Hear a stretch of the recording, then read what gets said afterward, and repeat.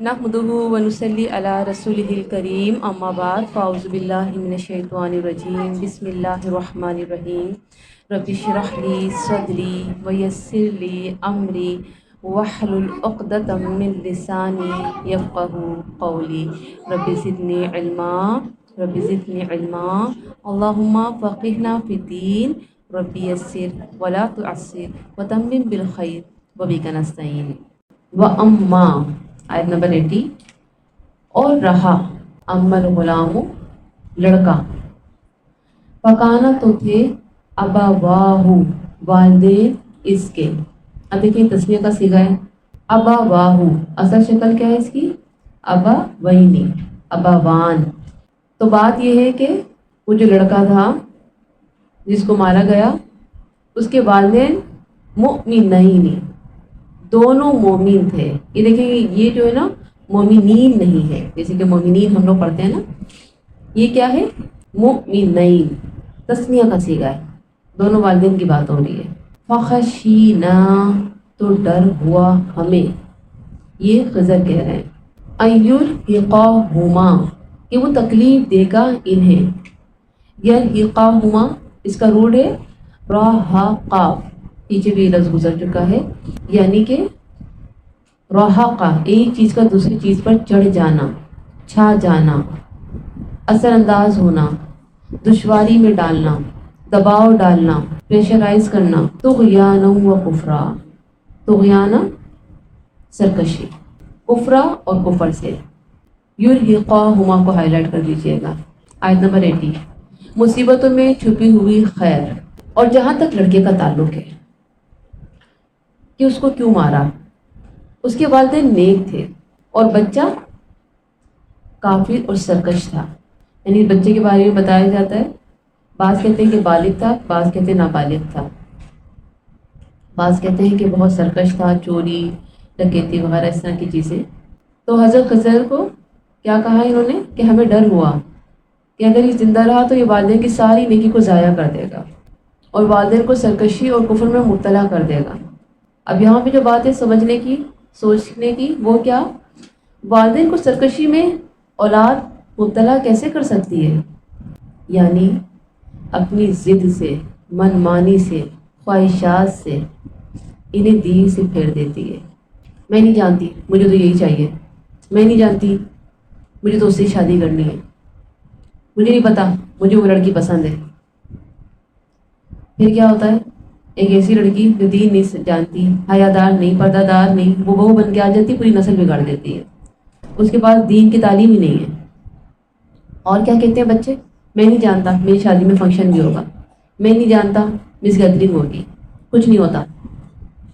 یعنی ضدیں کر کر کے ایسے کام کروانا کہ ماں باپ بھی اس کی ان ضدوں میں شامل ہو جاتے ہیں اور ماں باپ بھی اللہ کی نافرمانی کرنے پر مجبور ہو جاتے ہیں.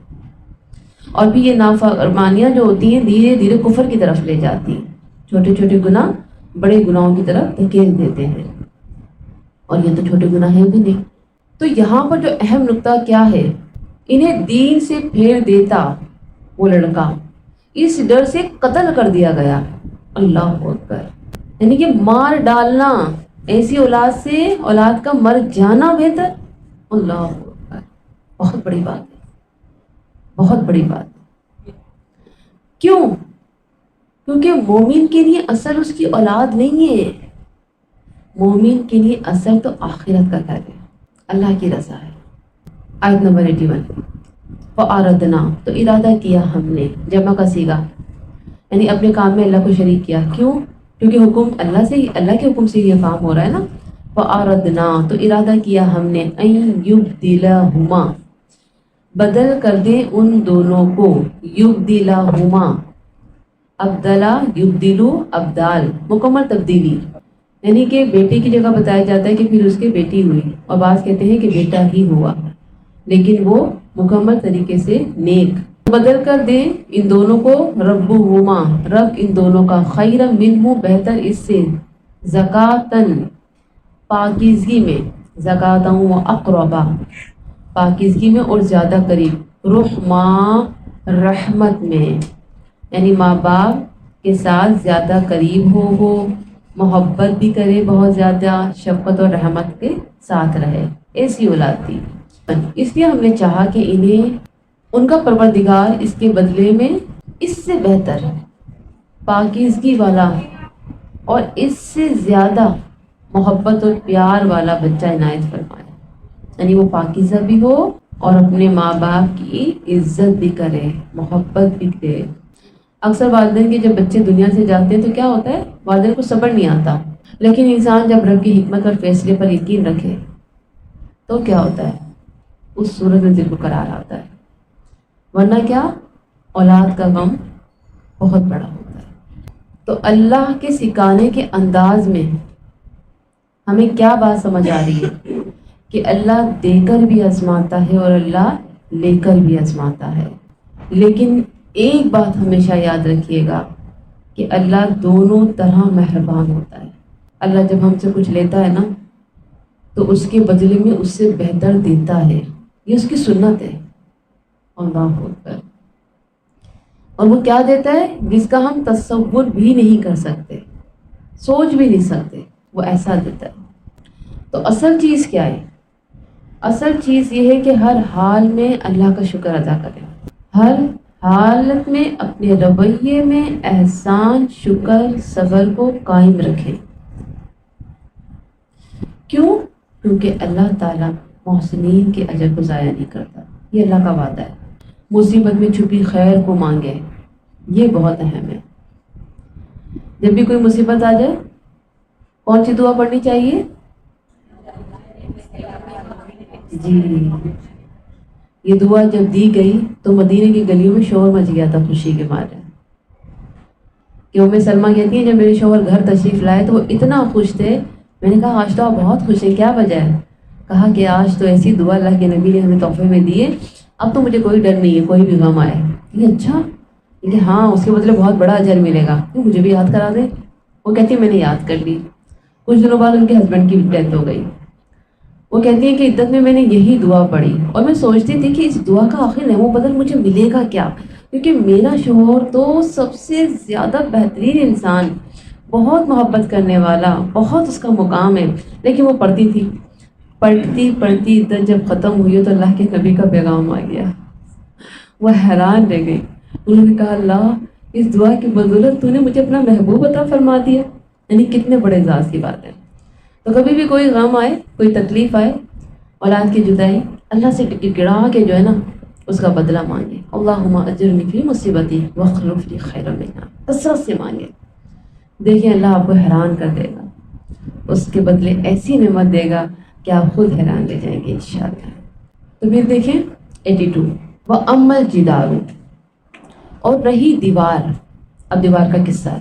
فَقَانَا، پس وہ تھی، لی غلامین، دو لڑکوں کی، اب دیکھیں یہاں پہ تسنیہ کا صیغہ ہے نا، دو لڑکوں کی، یتیمین، جو دونوں یتیم تھے، تسنیہ کا صیغہ دوبارہ، فی المدینہ تھی، شہر میں۔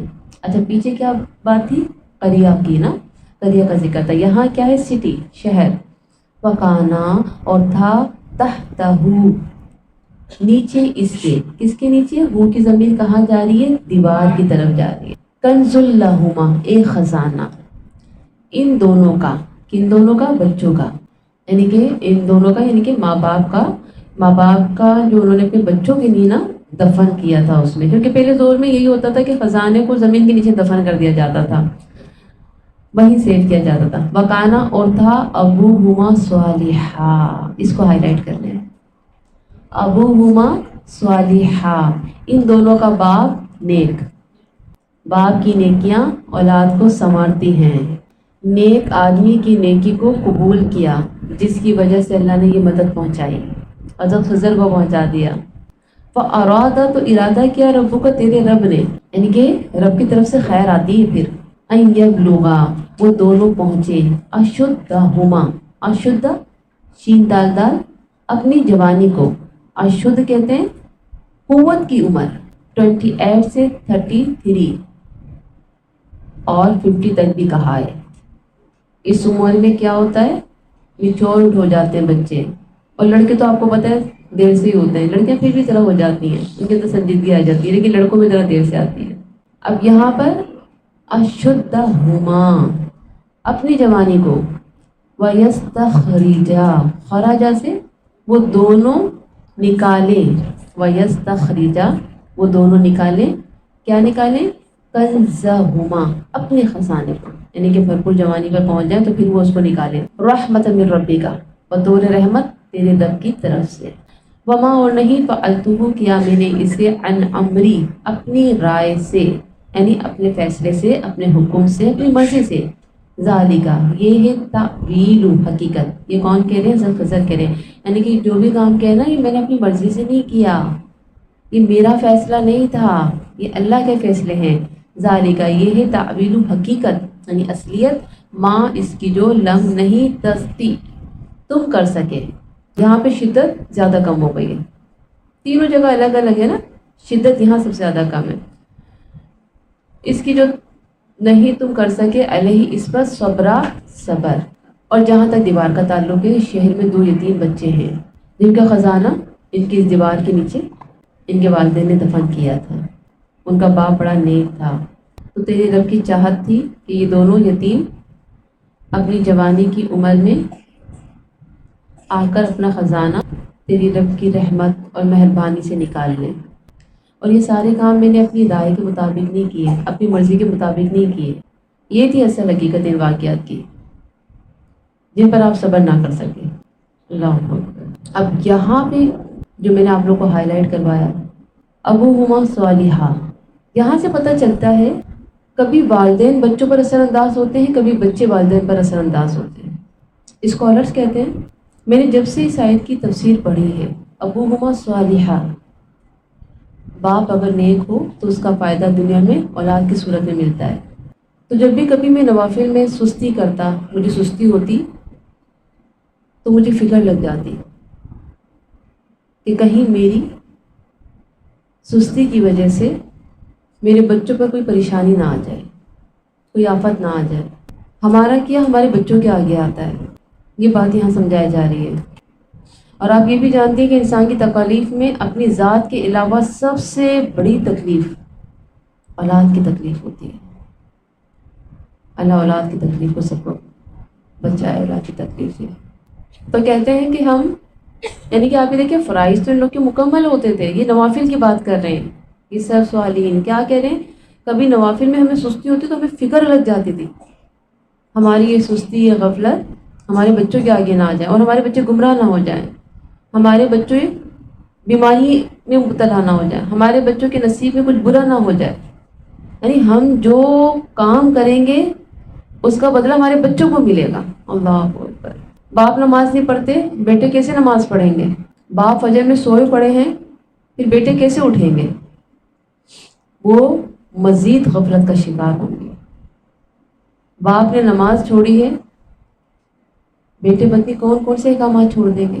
تو یہاں پر کیا بات بتائی جا رہی ہے کہ یہ جو باپ تھا، یہاں پہ جو بات ہو رہی ہے ابوہما صالحہ، ان دونوں کا باپ نیک تھا، تو اللہ رب العالمین نے باپ کی نیکیوں کو قبول کیا، اور اللہ اتنا راضی ہو گیا کہ اللہ تعالیٰ نے اس باپ جس نے کہ مال جمع کیا تھا اپنی اولاد کے لیے، اس کو سیو کرنے کے لیے حضرت خضر کو پہنچا دیا، یعنی اللہ تعالیٰ اپنے بندوں کی مدد کرتا ہے۔ اور یہاں سے یہ بات بھی سمجھ میں آتی ہے کہ نیک انسان بھی مال جمع کر سکتے ہیں اولاد کے لیے، لیکن ساتھ ساتھ کیا، فرائض بھی پورے کرنے، زکوٰۃ ادا کرنی ہے، لوگوں کی مدد بھی کرنی ہے، اس کے ساتھ آپ مال جمع کریں، کس نے منع نہیں کیا؟ کیونکہ انسان کیا سوچتا ہے کہ میرے بعد میرے بچوں کا کیا ہوگا، تو بہترین تربیت کے ساتھ آپ ان کے لیے مال بھی چھوڑ سکتے ہیں، یہ بات ہمیں یہاں پتہ چل رہی ہے۔ لیکن اس کے لیے سب سے پہلے کیا ہونا پڑے گا؟ نیک ہونا پڑے گا۔ اب آپ نماز پڑھیں نا، قرآن پڑھیں نا، علم سیکھیں نا، صرف آپ کا فوکس ہے میرے بچوں کا فیوچر، میرے بچے ایک بڑے گھر میں، اچھی گاڑیوں میں اور اچھی زندگی گزاریں، تو کیا خیال ہے اللہ آپ کی مدد کرے گا اس مال کے ساتھ؟ نہیں کرے گا۔ آپ کو فرائض پورے کرتے ہوئے یہ کام کرنا ہے، پھر اللہ تعالیٰ دیکھیں کس طرح سے آپ کی مدد کرے گا۔ اللہ ہمیں یہاں یہ بات بتا رہے ہیں۔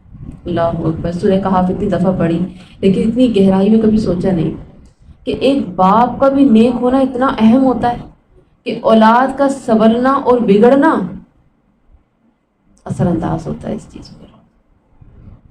تو کتنی اہم چیزیں ہیں جو ہمارے شوہروں کو نہیں پتہ، جو ہم والدین کو نہیں پتہ. اور ہم کیا کہتے ہیں، ہم کیسے بھی ہوں ہمارے بچے بڑے نیک ہوں، ہم کیسے بھی ہوں ہمارے بچوں کے نصیب بڑے اچھے ہوں، ہم کیسے بھی ہوں ہمارے بچے کبھی کوئی غم نہ آئے. تو ہمارے عمل بہت اہم ہے. ہمیں اپنے عمل سنوارنے ہوں گے، نکھارنے ہوں گے، اس طرف ہمیں توجہ دینی ہوگی. پھر آپ یہ دیکھیں یہاں پہ یہ واقعہ ہمارا کمپلیٹ ہو رہا ہے، تو تھوڑا سا ہم دیکھتے ہیں اور کیا کیا ہم نے ان آیتوں میں پڑھا ہے، کیا سمجھا ہے. آیت نمبر 71 میں تھا کشتی کا واقعہ. علم سیکھنے کے لیے گئے تھے، سکھانے کے لیے روایتی طریقہ جیسے ہوتا ہے کہ مجلس میں آپ لوگ بیٹھے ہوئے ہیں، آمنے سامنے استاد اور شاگرد بیٹھے ہوئے ہوتے ہیں. یہ تو ہمیں نظر نہیں آیا نا، وہاں پہ نہ کوئی کلاس تھی، نہ حضرت خضر کہیں بیٹھے ہوئے تھے کہ اسٹوڈنٹ کو پڑھا رہے ہیں. لیکن اس علم کی باتیں قرآن میں قیامت تک پڑھی جائیں گی. کیا سمجھ میں آ رہی ہے یہ بات؟ کیا اللہ ہمیں بتانا چاہ رہا ہے؟ صرف علم کو ایک کلاس تک محدود نہیں رکھنا. آپ جا رہی ہیں چنچی میں بیٹھی ہیں، علم وہیں پہ شروع کر دیں، اللہ کا پیغام پہنچا دیں. آپ شادی میں گئی ہیں، باتیں کرتے کرتے کوئی نہ کوئی علم کی بات کر لیں. چلتے چلتے علم کا سفر طے کر دی جائیں. اللہ ہمیں یہ بات بتا رہا ہے. ہم کیا کہتے ہیں، بس یہ علم تو صرف کلاس میں ہوتا ہے، اس کے بعد ختم، کلاس میں پڑھ کے آ گئی بس کافی نہیں. یہاں پر آپ یہ دیکھیں، میں آپ کو ایک بات کئی دفعہ بتا چکی ہوں کہ ہمارے بچے ہماری نصیحت سے زیادہ ہمارے ایکشنز دیکھ رہے ہوتے ہیں.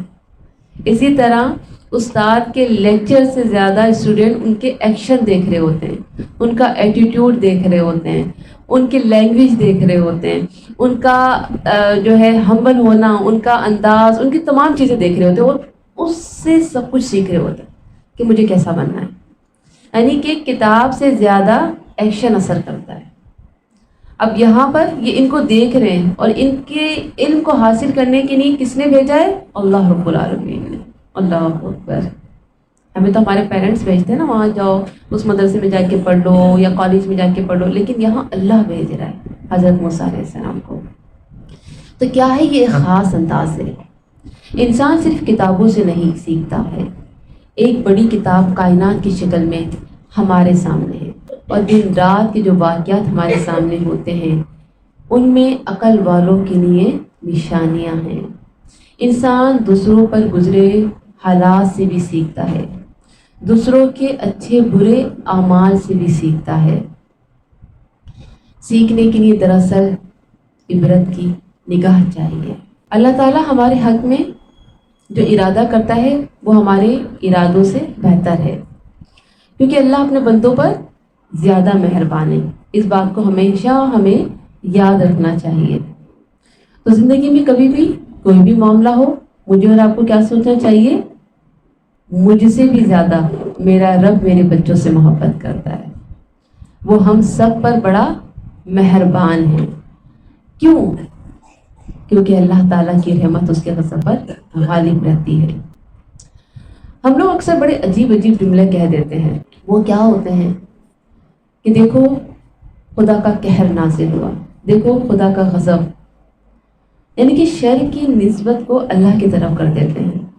ایسا نہیں کرنا چاہیے. ہمیں کیا کرنا چاہیے؟ ہر خیر کی نسبت اللہ کی طرف. کیوں؟ کیونکہ اللہ ظالم نہیں ہے، اللہ ظلم نہیں کرتا، بلکہ اللہ تو رحمان اور رحیم ہے. رسول اللہ صلی اللہ علیہ وآلہ وسلم نے فرمایا، اللہ تمہارے بارے میں جو فیصلہ کر دے اس پر اللہ تبارک و تعالیٰ پر الزام نہ دینا. اللہ اکبر. ہم کیا کہتے ہیں؟ اللہ میں ہی، اللہ تو نے یہ کیا کیا، اللہ یہ تو نے کیوں کیا؟ اللہ سے سوال کرتے ہیں. اللہ اکبر. اللہ سے سوال کیا جائے، یہ بہت کبیرہ گناہ. اللہ کی ذات اس لائق ہے کہ اس کی رضا میں راضی رہا جائے، اور کیا کہا جائے کہ میرے رب کا جو فیصلہ ہے وہ مجھے قبول ہے. علمی سوال. اب دیکھیں نا، یہ ساری بات شروع کہاں سے ہوئی ہے؟ ایک سوال سے شروع ہوئی ہے. علمی سوال خیر کی کنجی ہوتا ہے. مجموعے سے ایک شخص نے پوچھا حضرت موسیٰ سے، کیا آپ سے بڑا بھی کوئی عالم ہے؟ موسیٰ علیہ السلام نے کہا، میں نہیں جانتا یا نہیں. اس پر اللہ تعالیٰ نے حضرت موسیٰ کو خضر سے ملاقات کرنے کے لیے کہا۔ ایک چھوٹے سے سوال سے کتنی بڑی خیر پھوٹی اور کیا کچھ سیکھنے کو ملا۔ اس سے یہ بات بھی پتہ چلتی ہے کہ کچھ لوگ خیر کی کنجی اور کچھ لوگ شر کی کنجی ہوتے ہیں۔ اس لیے کہتے ہیں کہ مجلس میں بہت سوچ سمجھ کر سوال کیا جائے، ایسا سوال کہ جس سے لوگوں کو فائدہ حاصل ہو، نہ کہ ایسا سوال کہ جس سے لوگ شر کی طرف چلے جائیں۔ موسیٰ علیہ السلام غیب نہیں جانتے تھے، لیکن اللہ تو سب جانتا ہے۔ میں نے آپ کو بتایا تھا کہ سلف صالحین نے اس واقعے سے 150 سے بھی زیادہ اسباب لیے ہیں۔ اب ہم دیکھتے ہیں کہ وہ کیا کیا ہیں۔ 150 تو بہت زیادہ ہو جائیں گے، ہم کچھ کا ذکر کریں گے۔ ہر علم والے کے اوپر ایک علم والا ہوتا ہے، اس بات سے عاجزی بھی پیدا ہوتی ہے۔ علم کے لیے نکلنے کی فضیلت پتہ چلی، علم کا راستہ فائدہ مند ہوتا ہے۔ حضرت موسیٰ نے کہا کہ میں سال ہر سال سفر جاری رکھوں گا۔ یہ نہیں کہا کہ آسانی ہوئی تو علم حاصل کر لوں گا، ہمت نہیں ہے، طبیعت ابھی ٹھیک نہیں ہے۔ ہمارے یہاں تو کلاسوں میں یہی ہوتا ہے نا، ابھی نہیں آ سکتی، بچے چھوٹے چھوٹے ہیں نا، بچے بڑے ہو جائیں، اور بھی بہت کچھ۔ اصل چیز ہوتی ہے مقصد، جو مقصد کے ساتھ جیتے ہیں وہ مشکلات کو کبھی دیکھتے ہی نہیں۔ علمی سفر صالحین کا طریقہ ہے اور بابرکت راستہ ہے، تاریخ اس سے بھری ہوئی ہے۔ علم کا حریص کبھی سیراب نہیں ہوتا۔ یعنی جو حریص ہے نا اس کلاس میں، وہ پتہ ہے اس کی کیا خواہش ہے؟ مجھ سے اکثر کالز کر کے کہتی ہیں خواتین جو حریص ہیں، بس یہ 2 دن کی کلاس میں مزہ نہیں آتا، 4 دن کی کر لیں پلیز۔ 4 دن کی کلاس ہوگی نا، ہماری تجوید بھی بہترین ہوگی، ہمیں اور مزید سیکھنے کو ملے گا۔ ہم کلاس کے بعد ایک دم ٹھنڈے ہو جاتے ہیں، وہ جو ہمارا ایمان، ایک جوش گرم اور ایک جذبہ ہمارے اندر بیداری پیدا ہوتی ہے نا، وہ پورا ہفتہ نہیں ہو پاتی۔ یہ 2 دن میں کے بعد ہم ایک دم ٹھنڈے ٹھنڈے ہو جاتے ہیں، ایمان ایک دم ایسا لگتا ہے بہت زیادہ کم ہو گیا ہے۔ تو حریص جو ہوتے ہیں نا وہ یہ تقاضا کرتے ہیں۔ علم کا حریص کبھی سیراب نہیں ہوتا۔ دنیا میں 2 حریص ہیں، ایک علم کے حریص اور ایک دنیا کے حریص۔ میں کون سی حریص ہوں؟ صاحب فضیلت کو بھی علم حاصل کرنا چاہیے، یہ نہیں کہ میں سب جانتی ہوں۔ اب دیکھیں موسیٰ علیہ السلام کون ہیں؟ پیغمبر ہیں، اور پیغمبر بھی کون سے؟ اولو العزم میں جن کا نام آتا ہے۔ لیکن اپنے سے کم درجے کے عالم، ظاہر عالم کتنا بھی بڑا ہو لیکن ایک پیغمبر کے برابر تو نہیں ہو سکتا نا، پیغمبر کا درجہ بہت زیادہ ہے، لیکن ان سے علم سیکھنے گئے، یہ نہیں کہ ان کو بلایا بلکہ خود گئے۔ اور یاد رکھیں کہ علم حاصل کرنے کے لیے آنے والے ہی کامیاب ہوتے ہیں، گھر میں بیٹھ کے علم حاصل کرنے والے کامیاب نہیں ہوتے۔ اللہ چاہتا تو حضرت خضر کو حضرت موسیٰ کے پاس پہنچا سکتا تھا، اللہ نہیں بتایا تھا نا حضرت خضر کے بارے میں، لیکن کیا کہا کہ آپ ان کے پاس جاؤ، اور وہ گئے ان کے پاس۔ علم حاصل کرنے میں عمر کی قید نہیں، ہمارا دین ہمیں سکھاتا ہے مہد سے لحد تک، یعنی کہ گہوارے سے قبر تک علم حاصل کرتے رہو۔ علم ایسا سمندر ہے جس کا کوئی کنارہ نہیں ہے۔ ہر زمانے میں معلم شاگرد، ظالم مظلوم، امیر غریب موجود رہے ہیں۔ یہ تقسیمیں ہر علاقے ہر دور میں رہی، جیسے کہ ہم نے اس واقعے میں بھی پڑھی۔ دین کی خدمت کرنے میں جوانی بڑی اہمیت رکھتی ہے۔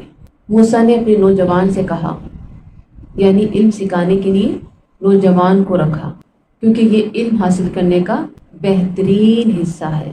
سفر اور حضر میں خادم کو رکھا جا سکتا ہے، جیسے کہ حضرت موسیٰ کے ساتھ تھے۔ سفر میں کوئی ساتھی ضرور ہونا چاہیے۔ ساتھی کیسا ہو؟ بہترین ساتھی، جو بہترین مددگار ثابت ہو۔ حضرت موسیٰ نے بہت سوچ سمجھ کر یوشع کو رکھا، جو آگے چل کر نبی بنے، اور ان کے ہی ہاتھوں فلسطین آزاد ہوا۔ جوان کو سفر کا ساتھی بنائیں، یہ سیکھنے کو ملا۔ پھر ہمیں یہ بات پتہ چلی کہ بغیر ایڈریس کہیں نہیں نکلنا۔ جہاں آپ نے پہنچنا ہے نا، پہلے ایڈریس کو اچھی طریقے سے سمجھ لیجیے، تاکہ آپ کا وقت ضائع نہ ہو اور آپ جس مقصد کے لیے نکلی ہیں وہ مقصد پورا ہو۔ سفر پر جاتے وقت ساتھی کو بھی سفر کا مقصد بتا دیں کہ ہم جس سفر پر جا رہے ہیں کیوں جا رہے ہیں۔ ساتھی آپ کا ذہین ہونا چاہیے۔ اللہ نے لوگوں کے لیے سمندر کو مسخر کیا، اس لیے سمندری سفر سے ڈرنا نہیں چاہیے بلکہ یہ سفر کرنا چاہیے۔ خیر کو حاصل کرنے میں حرص رکھیں اور زیادہ مزید حاصل کرنے کے لیے دوڑ لگا دیں۔ اسباب استعمال کرنے چاہیے جسے موسیٰ علیہ السلام نے راستے کے لیے مچھلی بنا کے رکھی اور اپنے ساتھ کچھ سامان رکھا۔ انبیاء انسان ہوتے ہیں، کھانا، تھکاوٹ، سارے معاملات ان کے ساتھ تھے۔ کھانا مانگ لینا ادب کے خلاف نہیں ہے۔ کسی سے کوئی کام کرواتے ہوئے تواضع اختیار کیجیے، یعنی کہ ہمبل ہو کر۔ جیسے کہ موسیٰ علیہ السلام نے یہ نہیں کہا کہ میرا کھانا لاؤ تاکہ میں کھا لوں، بلکہ جمع کا صیغہ استعمال کیا کہ ہم کھانا کھاتے ہیں۔ خادم کو اپنے ساتھ بٹھا کر کھانا کھلانا مستحب ہے، لیکن ہاں اگر ایسا ہوتا ہے کہ اکثر معصوم کے ساتھ بیٹھ کے کھانا کھائیں، وہ شرم کی وجہ سے صحیح سے کھا نہیں پاتی ہیں، تو ایسی صورت دیکھیں تو پھر ان کو چھوڑ کے اٹھ جائیں تاکہ وہ ٹھیک طریقے سے کھانا کھا لیں۔ سفر میں آرام کیا جا سکتا ہے، یعنی کہ وقفہ کیا جا سکتا ہے، جیسے کہ حضرت موسیٰ علیہ السلام نے بھی کیا۔ انسان بھول جاتا ہے، یوشع بتانا بھول گئے اور موسیٰ پوچھنا بھول گئے۔ شر کو شیطان کی طرف منسوخ کرنا چاہیے، کیونکہ وہی شر کا وار کرتا ہے۔ یوشع نے کیا کہا کہ شیطان نے بھلوا دیا۔ شیطان دین کا علم حاصل کرنے والوں میں دشواریاں ڈالتا ہے، رستے مشکل کر دیتا ہے کہ یہ تھک جائے اور تھک کر لوٹ جائے۔ یہ رستہ مشکل ہے، دشواریاں آئیں گی، لیکن کیا سیکھا ہم نے؟ سال ہر سال سفر کروں گا لیکن منزل پر پہنچ کر رہوں گا۔ یہ باتیں اپنے بچوں کو بتانی ہیں تاکہ بچے بھی ہمت رکھیں، حوصلہ رکھیں کہ میں اگر ابھی میرا حوصلہ ٹوٹ رہا ہے اور میں نہیں کر پا رہا حفظ یا میں نہیں پڑھ پا رہا دین، کیونکہ دین کی تعلیم بہت مشکل ہے، تو یہ شیطان کر رہا ہے۔ اللہ ہی زندگی اور موت دیتا ہے۔ نیک لوگوں کی صحبت اختیار کرنے میں انسان کا شرف ہے، جیسے کہ یوشع علیہ السلام جو نیک کی صحبت میں رہے تو قرآن میں بار بار ان کا ذکر آیا۔ عام بندوں کو بھی اللہ کی رحمت اور علم مل سکتا ہے، صرف پیغمبروں کے لیے خاص نہیں ہے، عام لوگوں کو بھی یہ علم مل سکتا ہے۔ خضر علیہ السلام کو وحی کی جگہ الہام کیا تھا، دل میں بات ڈالی تھی، نیک کام کی توفیق دی۔ یہ کس کی طرف سے تھا؟ اللہ کی طرف سے۔ اللہ اپنے بندوں کو دو طرح سے علم دیتا ہے، اکتسابی علم، یعنی کہ بندہ اپنی جدوجہد سے علم حاصل کرتا ہے، جیسے عام طور پر اسکول کالجز وغیرہ میں پڑھنا، محنت کرنا، اور ایک ہوتا ہے لدونی علم جو اللہ تعالیٰ کی طرف سے عطا کردہ ہوتا ہے، جس پر اللہ نوازتا ہے۔ یہ علم اللہ تعالیٰ اپنے بہت خاص لوگوں کو دیتا ہے، جیسے کہ حضرت خضر علیہ السلام کو۔ انہیں کیا کہا کہ ہم نے ان کو اپنے پاس سے علم دیا۔ اللہ کی توفیق کے بغیر علم حاصل نہیں ہو سکتا۔ علم اور عمل میں اضافہ اللہ کی رحمت ہے۔ عام طور پر لوگ مال میں اضافے کو کہتے ہیں بڑی اللہ کا فضل ہے، بھائی اللہ کی رحمت ہے۔ علم بھلائی اور ہدایت ہے، رشد میں یہ دونوں شامل ہیں۔ علم کے پاس چل کر آیا جاتا ہے، علم چل کر نہیں آتا۔ موسیٰ کو بھیجا نہ کہ خضر کو بلایا گیا۔ آپ نبی کو سکھا دیں، اس سے علم کی قدردانی کا اندازہ ہوتا ہے۔ علم کے بغیر عمل نہیں ہو سکتا۔ علم اور اہل علم کا اللہ کے یہاں بڑا مقام ہے۔ ایک عالم 70 عابدوں پر بھاری ہوتا ہے۔ سیکھنے کے لیے بھی اجازت لیں، جیسے موسیٰ علیہ السلام نے اجازت لی۔ یہ نہیں کہا کہ بس میں آیا ہوں مجھے سکھا دو، نہیں، اجازت لی۔ اللہ اکبر۔ جو صبر سے محروم ہے وہ علم سے محروم ہے، یہ بات یہاں پہ بار بار ریپیٹ ہوئی ہے نا۔ صبر کے بارے میں 7 دفعہ ذکر آ گیا ہے۔ جو صبر سے محروم ہے وہ علم سے محروم ہے۔ صبر کے لیے علم اور علم کے لیے صبر چاہیے۔ ہر طالب علم علم کا حقدار نہیں ہوتا، صرف وہی علم کا حقدار ہوتا ہے جو استاد کی بات کو مانے۔ طالب علم استاد کے علم کا مشاہدہ کرے اور ادھر ادھر نہ دیکھے، سوالات میں جلد بازی نہ کرے۔ طالب علم سوالات کی وجہ سے علم کا رستہ چھوڑنے پر مجبور ہو جاتا ہے، کیونکہ اللہ تعالیٰ وہ رستے غائب کر دیتا ہے۔ بھول پر پکڑ نہیں، دلیل موسیٰ کا قول ہے، مجھے اس پر نہ پکڑے جو میں بھول گیا۔ یہ جو موسیٰ علیہ السلام کو بھولنا تھا نا، یہ کیفیت علیحدہ تھی، کیونکہ موسیٰ علیہ السلام ایک پیغمبر تھے اور وہ ہمیشہ لوگوں کے لیے درد رکھتے تھے، تو اس وجوہات کی بنا پر انہوں نے سوال کیے۔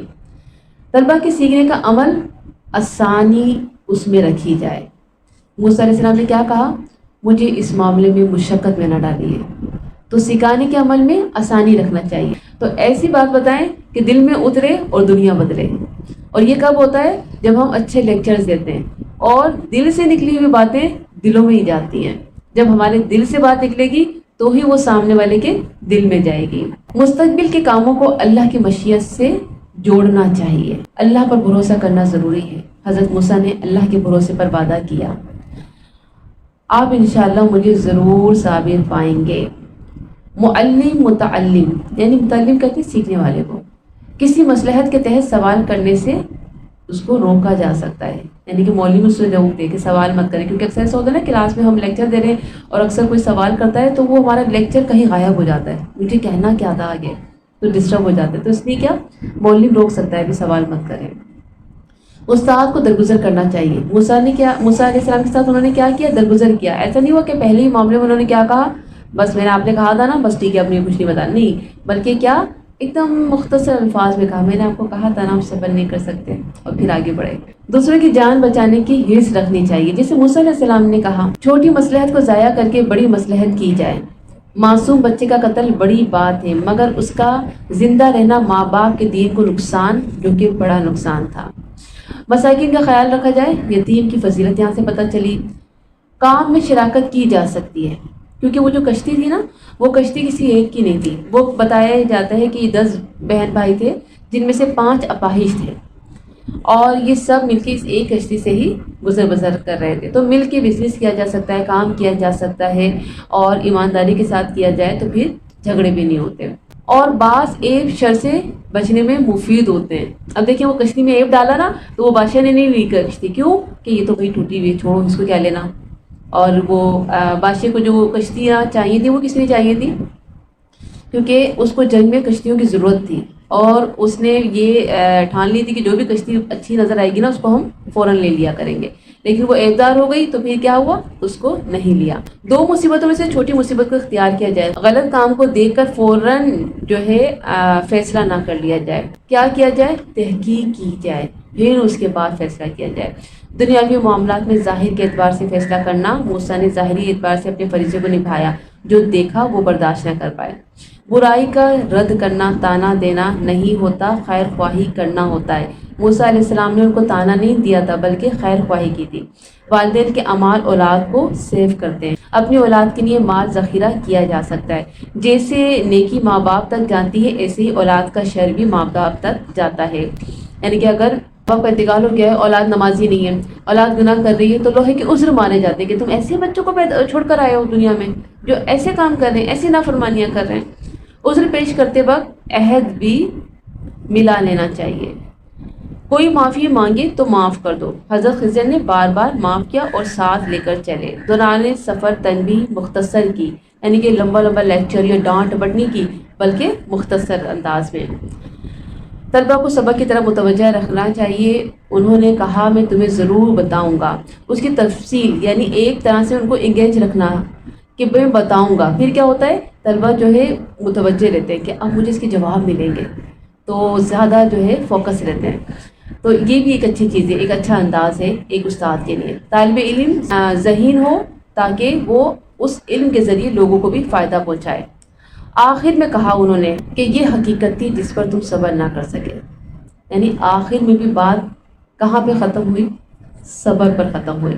سبحانک اللہم و بحمدک، اشہد ان لا الہ الا انت، استغفرک و اتوب الیک۔ السلام علیکم ورحمۃ اللہ وبرکاتہ۔